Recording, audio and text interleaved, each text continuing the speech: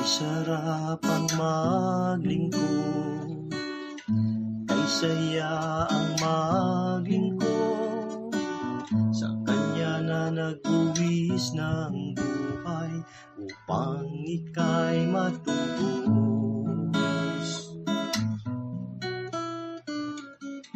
Kailan mo pa'y susuko buhay at kalooban mo kay Jesus na napako sa krus upang ika'y matubos.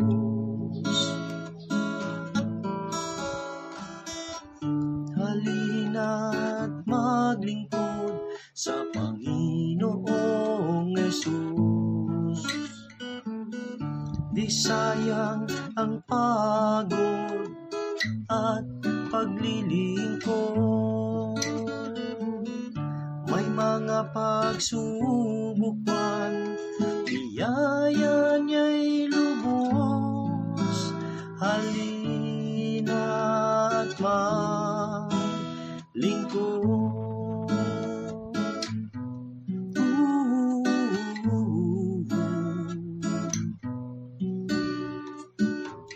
Kailan mo pa'y susuko buhay at kalooban mo kay Jesus na napako sa krus upang ika'y matubos.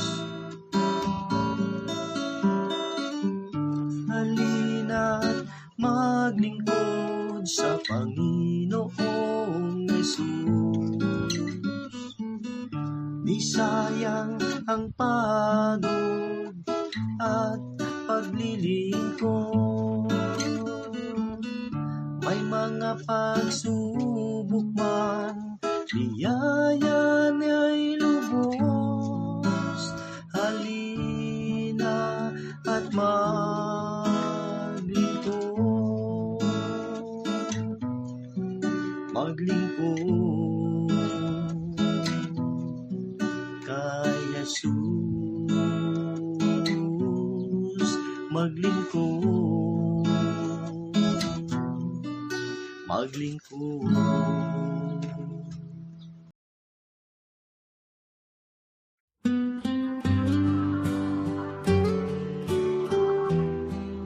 Pagpalang umaga po sa bawat isa. Good morning kaya Sister Renit. Open the Bible. At maging kay Pastor Boyd yan sa Pangil, Laguna. Brother Carolito Ventura, magandang umaga po. At ganun din kay Sister Gemma Guiponeo yan sa Naga City. Good morning. Guiding us both day and night.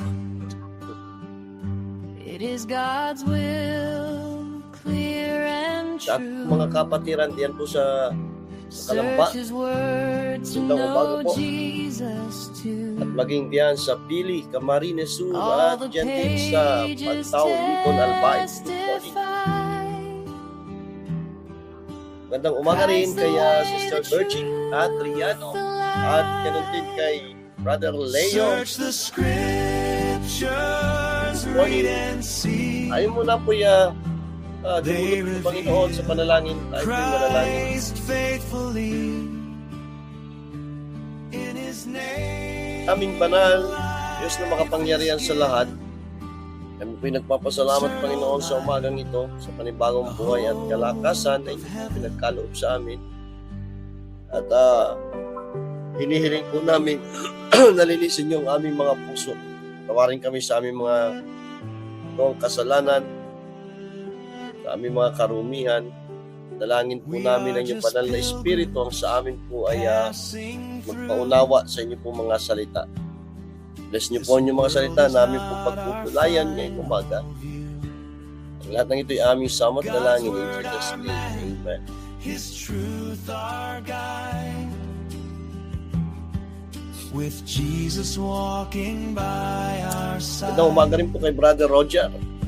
Search the scriptures, come and see. They lead us to eternity. the Son, God's perfect plan, life eternal in the great I am.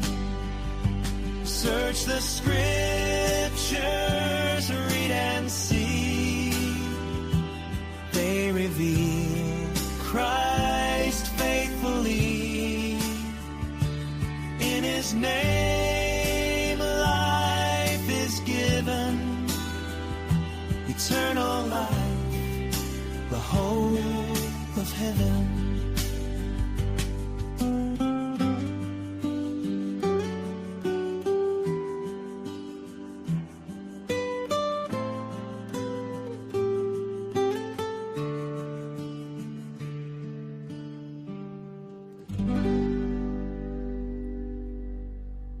Good morning kay Preacher Ed. Boy Kill. Dito na po tayo sa Psalms chapter 84, verse 8. Psalms 84, verse 8 hanggang verse 12. Ito po yung ating pong pagbubulayan.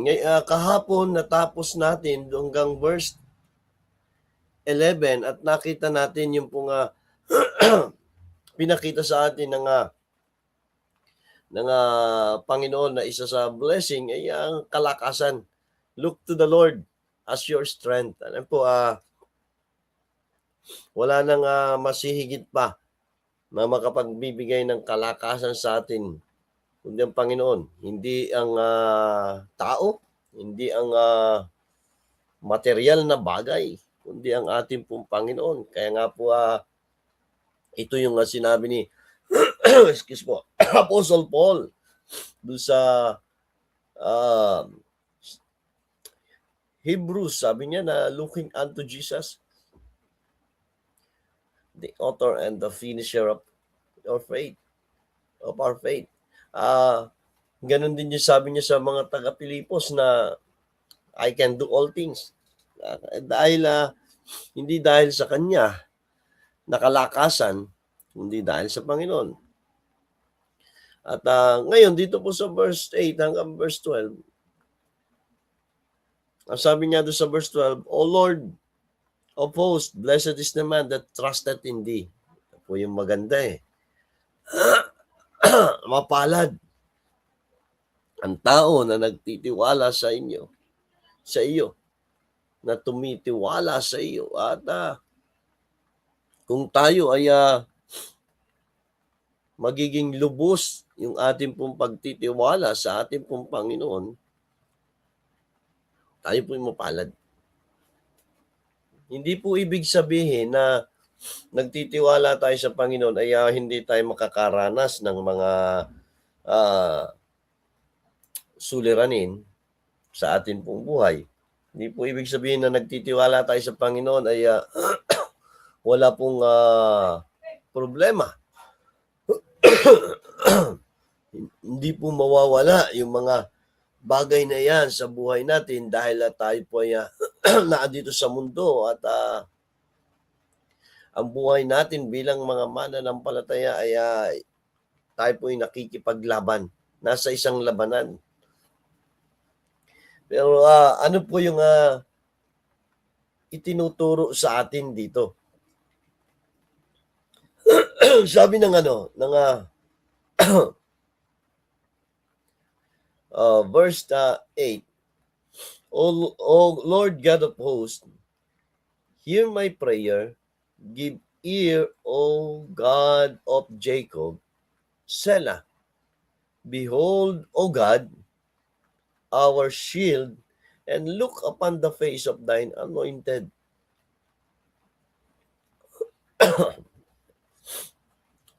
Ito po yan, panalangin. Itong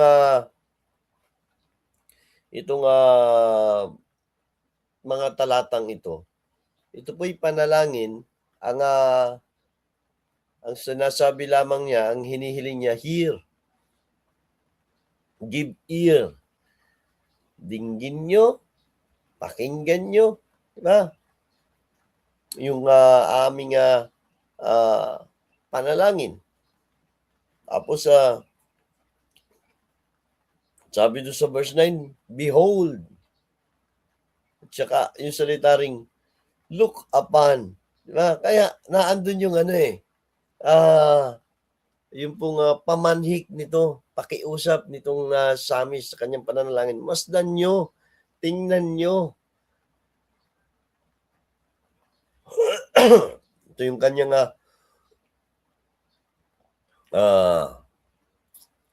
panalangin. At ano po ito? Itong panalangin na ito yung response nitong Samis sa anumang kalalagayan sa kanyang buhay. Alam niyo po, ito po yung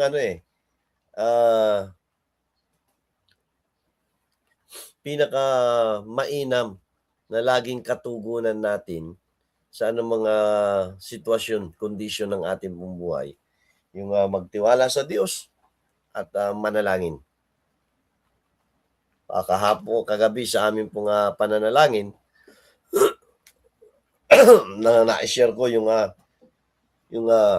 sinabi ni Apostle Paul sa mga taga-Thessalonica na sabi niya, pray without ceasing. Manalangin na walang patid. At ano ba yung ipinapakita at makikita sa atin kapag ginagawa natin yung pananalangin. Panalangin lagi, pagpapatuloy sa pananalangin, at ito rin yung ginawa nitong Samis, nitong bayan ng Israel ng panahon na ito. Pinapakita lamang dito na sila'y umaasa sa Diyos. Kaya nga po yung binasa ko kanina sa verse 12, na, O Lord of hosts, blessed is the man that trusted in thee. Kaya dito nung sinabi niya doon sa verse 8 and 9, itong kanyang daing o panalangin, pinakikita niya dito na wala siyang ibang aasahan at inaasahan kundi ang Panginoon. Kaya dito siya ay nagtitiwala. Sa kanya siya nagtitiwala. At ito rin po dapat tayo bilang mga anak ng Diyos. Ang tao, minsan ay ang inaasahan yung kanyang material na bagay. Minsan umaasa sa mga kakilala, kaibigan na maaring tumulong sa kanya. Minsan umaasa sa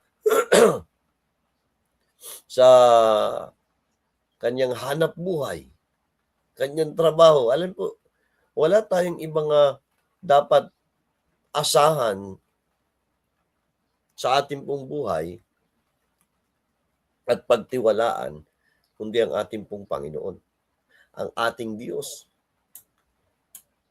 Hindi ang sino man, hindi ang pangako ng tao. Naalala ko nung nagsuko ako ng buhay para magsimula noon ng magsimula sa misyon, pioneering works noon sa Kalamba. Yung mga nakakakilala sa akin, nagsabi na, nagsuporta kami dyan sa gawain. Tulungan ka namin. Alam po, ang daming nangako ng support.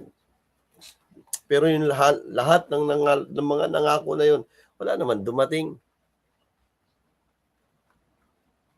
Kung nakaasa, kung yun ang aasahan ko, di ba, madidismaya ka lang kasi ang bihira, kaya nga nagako-ngako sila. Bakit wala? Di ba? Pero alam po, ang inasahan ko ay ang Diyos, ang Panginoon. Ang Diyos ang nag-provide. Ibig sabihin, dito, sa bahaging ito, ano pong ipinapakita dito? Kung nung una, sa verse 1 to 4, sinabi doon at pinakita doon na, look to the Lord as your sanctuary, doon sa 5 to 7, pinakikita na, sinasabi dito na, look to the Lord as your strength. Ngayon dito sa bahaging ito, Look to the Lord as your supplier. Apo, pag sinabi natin supplier, siya talaga yung magbibigay. The one who gives you what you need. At sino po yan? Ang Panginoon. Minsan pag tiningnan natin yung kalalagayan sa buhay, ang dami natin nakikita ang pangangailangan. Sino pong titingnan natin na magbibigay doon sa mga need na yan? Ang Diyos. Ang Panginoon. Look to the Lord as your supplier. Kaya dito, ito yung panalangin agad, daing agad nitong Psalmist. Tapos inulit pa po niya dito. Sabi sa verse 10 hanggang 11 pa para mga inalala ulit nitong Psalmist. Sabi niya doon sa verse 10, "For a day in thy courts is better than 1,000. I had rather be a doorkeeper in the house of my God than to dwell in the tents of the wickedness." Sabi niya, ang isang araw sa iyong courts, looban, ay mabuti kaysa 1,000. Alam niyo po, para bang nire-remind lang dito na nitong Psalmist na yung kahalagahan ng kanyang sanctuaryo ng presensya ng Diyos.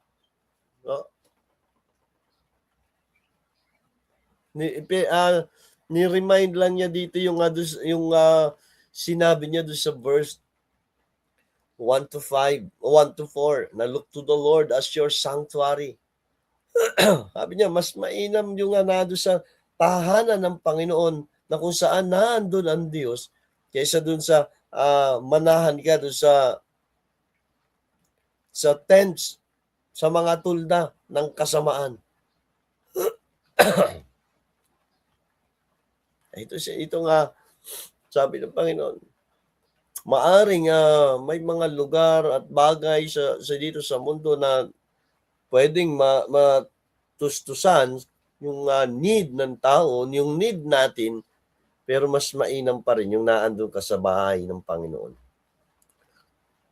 Naandun ka sa church. Alam niyo po ang ginagawa ng dyablo. Pinilit na ninanakaw yung panahon ng mga tao, maging ng mga anak ng Diyos, para hindi na makadalo sa pagsamba, hindi na makapagbigay ng panahon na purihin ang Diyos.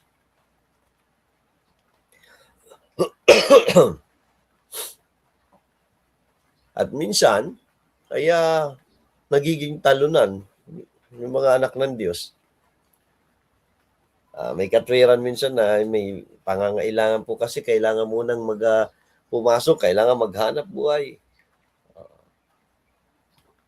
Nakalimutan nila na kaya rin namang i-provide ng Diyos. Alam po, ang linaw naman ng salita ng Diyos Sabi niya, seek ye first, all these things shall be added unto you. Seek ye first the kingdom of God and His righteousness, and all these things shall be added unto you. Mas masarap yung pinagtitiwalaan natin siya sa ating pong buhay. Mas pagtiwalaan natin siya. Kaya dito po, pinaalaala lamang niya doon sa verse 10. Sabi niya, yung isang araw doon sa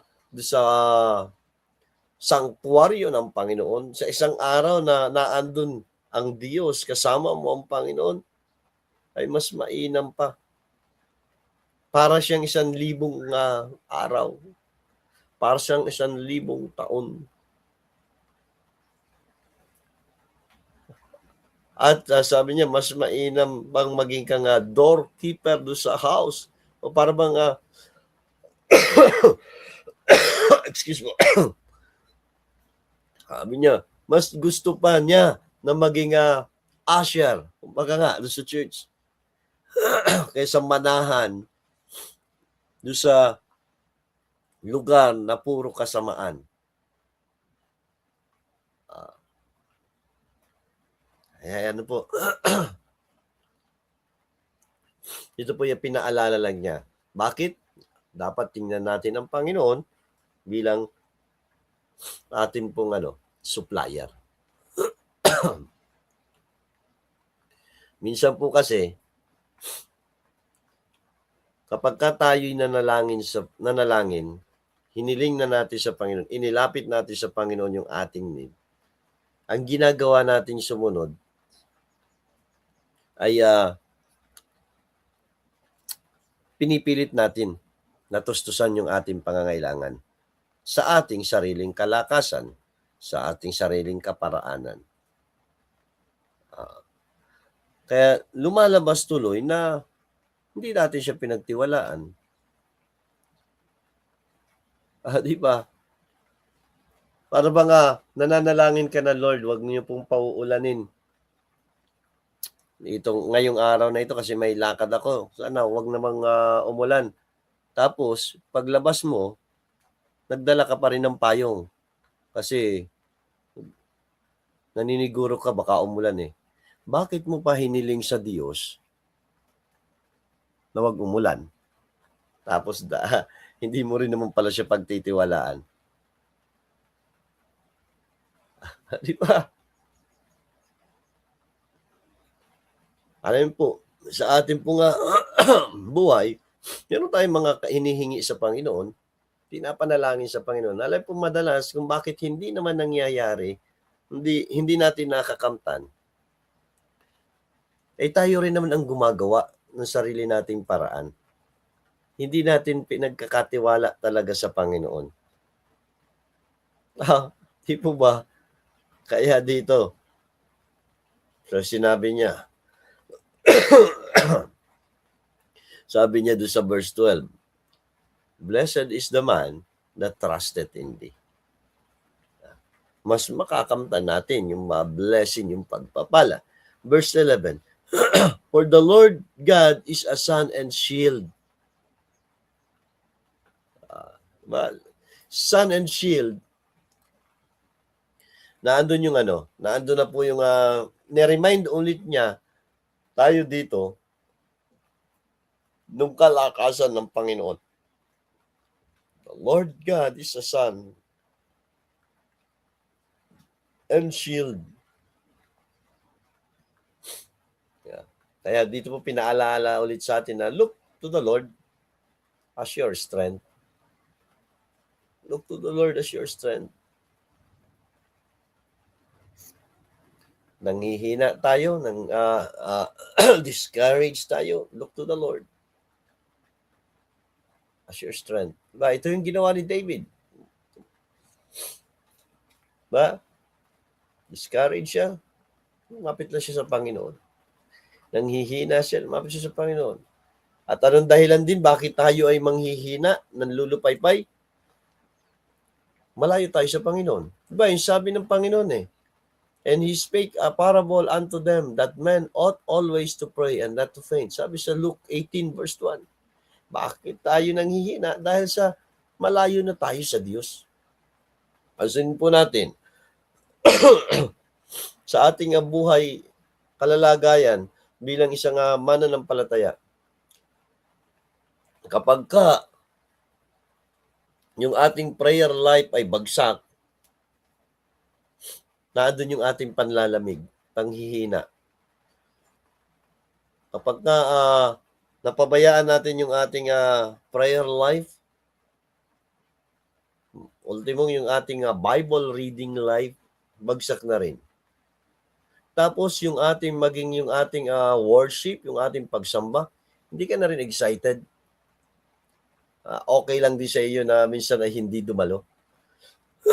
yung paglilingkod, minsan nandun na rin yung tatamarin ka na rin. nababawasan na yung kasiglahan mo sa paglilingkod. Ayaw mo nang sumamang mag-soul winning, ayaw mo nang mag-Bible study, ayaw mo nang, alam po kung bakit? Lumalayo na sa Diyos. Diba? Hindi na tumitingin sa Panginoon bilang kalakasan. Kaya dito, tingnan natin lagi ang Diyos, ang ating Diyos bilang ating kalakasan. Sun and shield. Sabi pa niya, the Lord will give grace and glory. No good thing will He withhold from them that walk uprightly. Ano po? Ang ganda ng sinabi dito eh. Pinakikita yung nature ng Diyos. God's nature is to give. Ang sabi niya, saan na yun? The Lord will give grace and glory. At ito po yung sinasabi niya, wala siyang yung panalangin natin, tinutungkol niya. Sabi niya, no good thing will He withhold. No good thing will He withhold from them that walk uprightly. Kaya isipin natin, bakit hindi maibibigay ng Diyos yung aking panalangin na magbuti naman?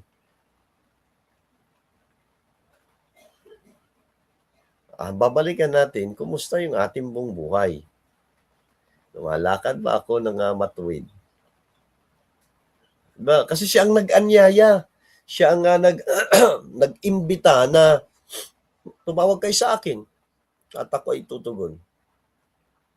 Call unto me, and I will answer thee, and shew thee great and mighty things which thou knowest not.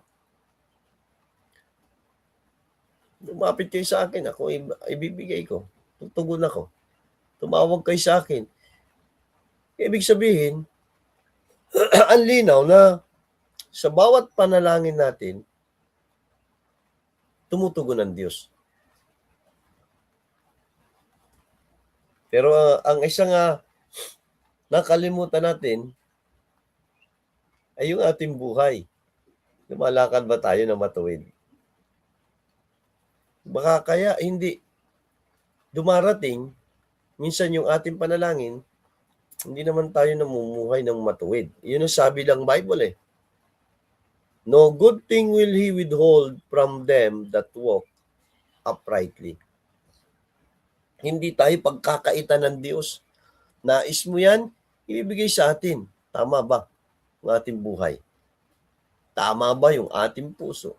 Tama ba yung ating motibo? Bakit natin hinihingi?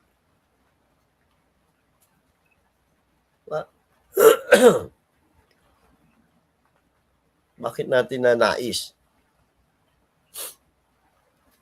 Kaya dito po ang ganda dito nung sinabi. Kung ang Diyos ay titingnan natin bilang siyang ating supplier sa ating pong buhay, sa ating mga need, ang linaw na nature ng Diyos ang magbigay, hindi niya wini-withhold, kaya lang, hindi dumarating sa atin dahil din sa atin.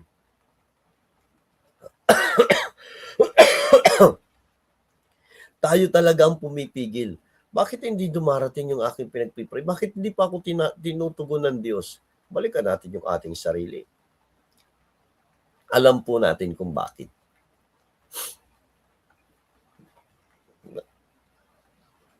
Kasi ang linaw Sinabi ng Panginoon, the Lord will give grace and glory.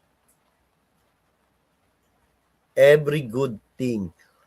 Yung ating mga hinihingi, good thing. Yung bang ating pinapanalangin sa Panginoon, good thing. Diba? Every good thing, ibibigay ng Diyos. Pangalawa, yung ating bang buhay, yung lakad ba natin upright? Kasi ito lang yung sinabi niya sinabi ng Bible No no good thing will he withhold from them that to walk uprightly. Diba? Namumuhay ba talaga tayo ng matuwid? Kaya ito po yung ito po yung nagpapaalala sa atin. Yung sinabi ni Apostle Paul na, but my God shall supply all your need according to His riches and glory. Totoo po ito na ibibigay ng Diyos. Kaya lang, pabalikan natin yung ating sarili. Matuwid ba yung ating pong buhay? Hindi po matuwid sa harapan ng tao. Ano po? Matuwid ba sa harapan ng Diyos? Kaya nga po ito lagi ko sinasabi nung nakaraan. Hindi yung ibang tao, yung hindi natin pinag-iingatan yung ating buhay dahil may nakatingin sa ating ibang tao. Diba? Madalas natin naririnig ito eh. Yung ating testimony bilang anak ng Diyos, ayusin natin. Kasi ang tao, binabasa tayo. Totoo po, nakatingin sa atin ang mga tao, mananampalataya o hindi mananampalataya, nakatingin sa ating buhay. Kaya lang, kapag yun ang ginawa natin, wala namang problema. Nagiging maingat tayo sa ating patutuo, nagiging maingat tayo sa ating pamumuhay kasi may mga taong nakatingin sa atin. Diba? Wala namang problema. Pero alam po, pinakamas mainam, kung mag-iingat tayo sa ating pamumuhay, sinisikap nating mamuhay ng matuwid, hindi dahil sa mga tao'y nakatingin sa atin. Sinisikap nating maging matuwid dahil ang Diyos ay nakatingin sa atin. Apo, iniingatan natin yung ating patutuo sa harapan ng Diyos, hindi sa harapan ng mga tao. Kasi siya rin naman yung magbibigay ng gantimpala. Kung yung mga tao ba matuwa na ito ang ganda, ang galing ng buhay nito, talagang namumuhay ito ng makadiyos at matuwid na pamumuhay, pagpapalain ba tayo ng tao? Alam mo po, mamuhay ka nga ng mabuti, ng tama, at magkamali ka ng konti, ng isang pagkakamali, sira na ikaw sa paningin ng tao. Pero sa harapan ng Diyos, nagkamali tayo at tayo'y nagpakumbaba at nagsusumikap tayong mamuhay ulit ng matuwid, mas tinitingnan ng Diyos yung ating pagsusumikap na mamuhay ng matuwid. Alam naman niya na tayo mahina eh. Yung mga tao, wala ka na, sira na yon. Alam niyo po ba yung sinasabi lagi na tayo ay parang babasagin? Kapag tayo ay tawag dito, nabasag na sa harapan, sa paningin ng tao, wala na tayong kredibilidad para sa kanila. Wasak na tayo sa kanila kahit sikapin pa natin gumawa ng mabuti.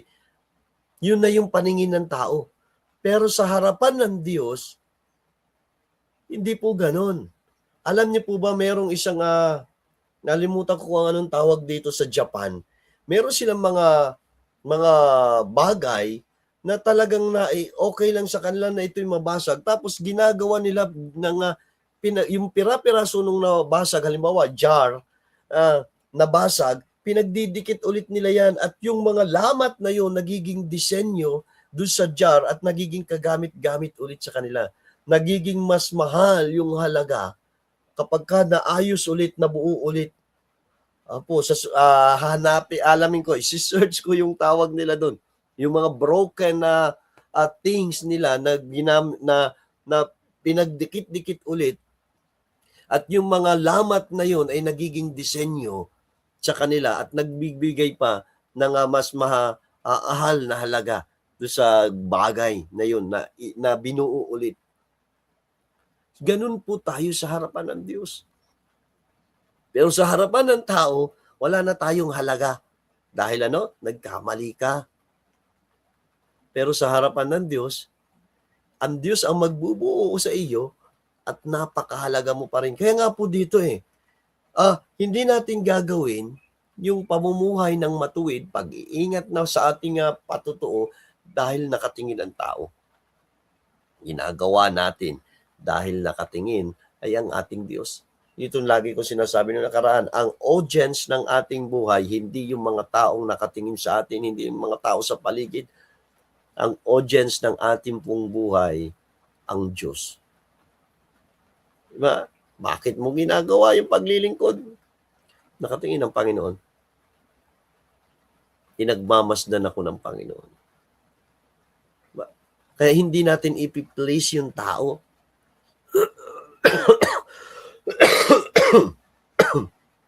Kundi ang ating pong Diyos. Ang ating Panginoon. Diba? Maaaring sasamaan loob sa atin ng tao, ng ating leader. Basta alam natin, hindi sasamaan loob ng Diyos. Kaya dito sabi ng Bible sa verse 12, O Lord God of hosts, blessed is the man that trusted in thee. Look to the Lord as your supply. Siya po ang magbibigay, magpo-provide, anuman yung need natin, kaya niyang ibigay. Sabi niya, no good thing, diba? Sabi diyan will He withhold from them that walk uprightly. Mamuhay lang tayo. Uprightly, sa harapan ng Diyos, hindi sa harapan ng mga tao. Tayo po'y manalangin. Panginoon, salamat po sa inyong mga salita. Salamat sa paalaala sa amin. Dapat namin kayong tingnan bilang siyang aming supplier. At pagtiwalaan namin kayo sa amin pong mga buhay. Tawad sa amin pong mga karumihan, kamalian. Nalangin po namin ang inyo pong pagtugon sa aming mga panalangin. Tulungan nyo kami na makapamuhay ng matuwid sa inyo pong harapan upang ang inyo pong pagpapala, ang inyo pong probisyon ay lagi naming makamtan, Panginoon. Dalangin ko po ang inyong mga anak, patuloy na pagpalain. Ingatan ang mga magbibiyahe, papasok sa trabaho, sa eskwela, dahil maulan, Panginoon, ay kayo po mag-ingat sa kanila. Ganon din po, Panginoon, na bigyan ng kalakasan at biyaya ang bawat isa. Bless niyo po ang kanilang mga hanap buhay at kabuhayan, Panginoon, ng inyo pong mga anak. Dalangin ko rin po, Panginoon, ang mga may karamdaman ay inyo pong bigyan ng kagalingan.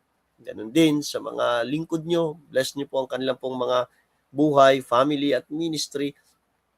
Maging, Panginoon, ang aming pong bayan, kayo po, Panginoon, ang siyang paunlad sa ekonomiya at sa mga namiminuno ay kayo po ang siyang kumilos sa kanilang mga puso mula sa pinakamataas na pamumuno sa aming pong pamahalaan hanggang sa pinakamababa ay nawa sila'y maabot ng inyong ebanghelyo at makakilala sa inyo at maglingkod ng may katapatan, Panginoon, sa aming pong bayan. Nalangin din po namin ang buong maghapong ito. Pangunahan niyo po kami at gabayan anumang aming gagawin nawa ay makapagbigay ng papuri at kalwalhatian sa inyo pong pangalan. Maraming salamat po. Pagpalain niyo po ang bawat isa. Ang lahat ng ito ay aking samat na langin in Jesus' name. Amen. Amen. Magandang umaga po at pagpalain tayo ng ating pong Panginoon. Maraming salamat at magandang umaga sa ating pong mga kapatid na nakasama natin ngayon pong umaga at nanatili sa ating pong morning devotion. Good morning kay Sister Zen. Sir na, maging kay Brother Florante. Magandang umaga po. At ganun din kay Lawrence Init Ludipico Dian sa Delphine Albano Isabela. Good morning kay Sister Nida. Good morning. Ganun din kay Mamo. Magandang umaga po. Kay Sister Jay Correo. Good morning. Yan sa mga kapatiran natin dyan sa Binyan. Good morning po. Pastor Edgar Alan Basco, Magmapitak, Laguna, magandang umaga po. Kay Sister Miriam Bunyel, good morning. At sa iba pa nating mga kapatid na nanood, na natili, nakinig dito sa ating pong morning devotion. Magandang umaga po. Pagpalain tayo ng ating Panginoon. All the pages testify Christ the way, the truth, the light. Search the scriptures, read and see. They reveal Christ faithfully. In His name life is given, eternal life, the hope of heaven.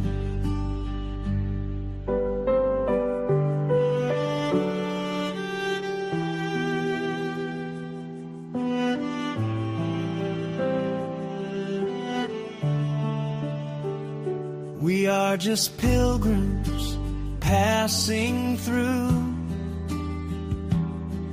This world is not our final view. God's word our map, His truth our guide. With Jesus walking by our side. Search the scriptures, come and see. They lead us to eternity.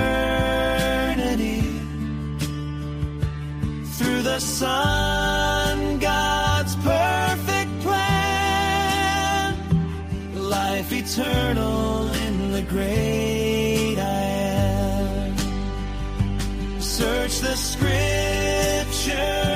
read and see. They reveal Christ faithfully.